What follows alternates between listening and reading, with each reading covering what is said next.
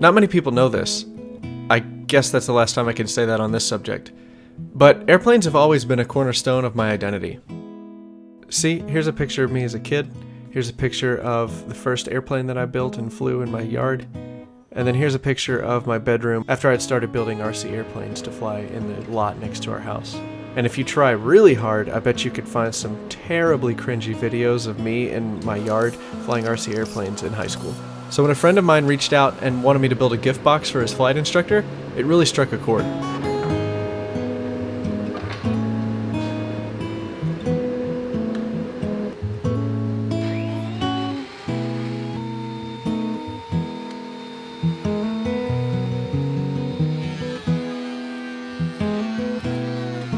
It's been years since I sat in a cockpit, but I can't wait to get back. The past couple of years, I've been distracting myself with other things in the name of maturity, more realistic goals, saving money, or some other adult-sounding thing. But I'm not going to let those things deter me anymore. Life isn't a dress rehearsal, it's a live show. There's no do-overs, no what-ifs, no repeats. I need to be back in the air where I belong. That's how, at least best I can figure, I'm going to be motivated enough to work hard at my other goals.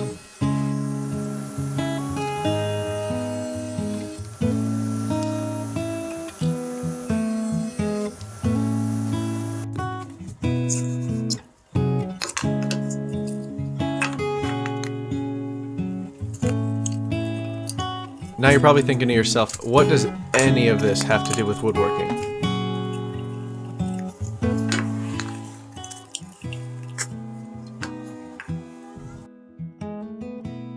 Hopefully, one day soon, this venture will bring in a lot of money and employ hundreds of people. We could put food on their tables, tables in their homes, and funnel the excess profits in cash towards helping others. And I can be in the air again. I don't want to buy a huge house, I don't want everyone to know my name, I don't want tons of exotic cars or a bunch of other crap. I just want to find a way to help other people while scratching the itch on my soul to be in the sky. So, we're leaving our jobs and moving to the south. I know we've talked about it quite a bit, but here's the real story. On our current career paths, there's no feasible way to chase the priorities I just outlined or stick to our life mission of helping the most number of people possible. It's time for a risk. For a lot of reasons. Mostly because we're young enough to rebound if we fail.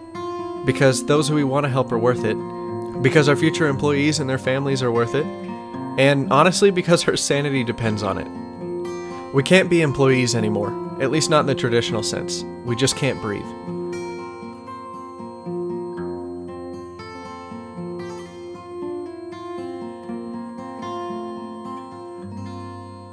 So, at our new jobs, for a few months every year, Jenny and I will be flying on a research aircraft gathering storm data to help millions of people evacuate and prepare in times of natural disaster. But more on that someday soon.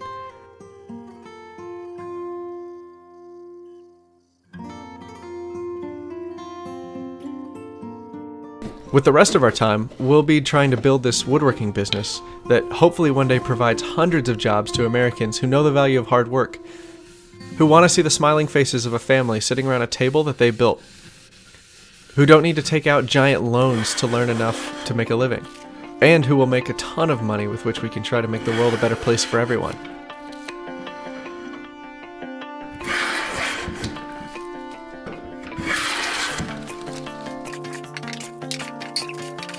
We're so grateful for our experiences here in the Great White North and at our first job. It's been an amazing testing grounds to prepare us to do this at scale. The people have been great too, but it's time for us to go. And projects like this have come along the way to remind us that with the right priorities and plenty of discipline and lots of hard work, we can have our cake and eat it too. Or whiskey. Or I guess airplane if you're thinking big picture. But you get the point. So, that's our story. That's our next chapter of life. I know we've talked about it quite a bit, but that's what's going on with us. That's why we're moving. That's why we're trying to learn sales, is because everything that we want to do in life becomes unlocked by this woodworking business succeeding.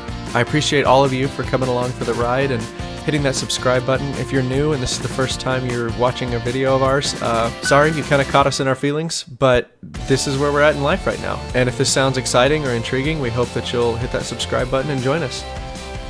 Alright, so the price breakdown on this whiskey gift box, right up front, we did not charge enough on this project. Originally, I wasn't going to do finger joints on the corners, I was just going to do butt joints with nails and glue.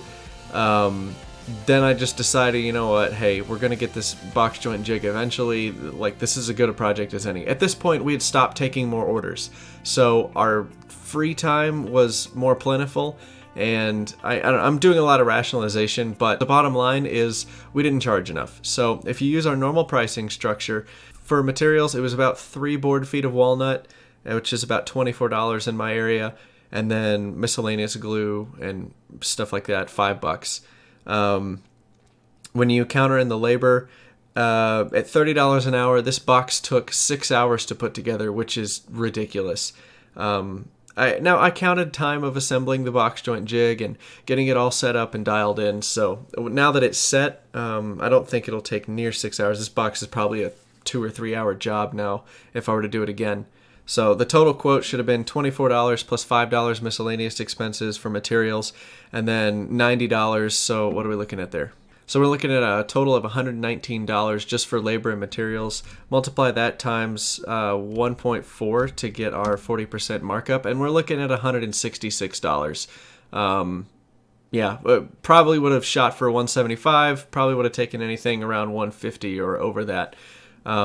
But in all honesty, we only charged $100. Back when I thought this box was just going to be a bunch of butt joints, I just thought that would have been a great price, and it would have been, but because we used the box joints and everything else, it really slowed us down. I still think we could have gotten this under 2 hours if I wasn't doing the box joints, especially if I already had some walnut that was milled up. I didn't realize how dull my planer blades were after the big rolling sliding barn door that we had just done before this, so I could have saved time on milling, I could have saved time on the box joints if I already had the jig set up. So anyway, all those reasons aside, we lost money on this project, and that's okay. I learned from it. There's a lot of really good things that we learned. We optimized a few things with the box joint jig. We understood that, hey, we need to change our planer blades after we do a really big job with really hard plywood. We learned that. So even though we lost money, it's still a really good experience for us overall, and we would definitely take this job again, but we'd probably price it higher at like $150, $175, something like that. Yeah, that's pretty much the breakdown on this one. Let me know what you think. I thought it turned out really nice. It's by no means fine craftsmanship. The client wanted it pretty rustic. You know, it's a whiskey box. It's not supposed to be some like ornate, beautiful, like gold inlay sort of like gift box. This was just hey, there's some shredded paper in here that's pretty cool. Let's make it rustic, and it'll sit up on a shelf. And yeah, it's a really cool project. So anyway, other than that, thanks for watching the video. Please hit the like button if you thought this was valuable. Really helps us grow and share this information with more people who can help get their businesses off the ground too. So thanks so much for the help, and thanks for sticking around.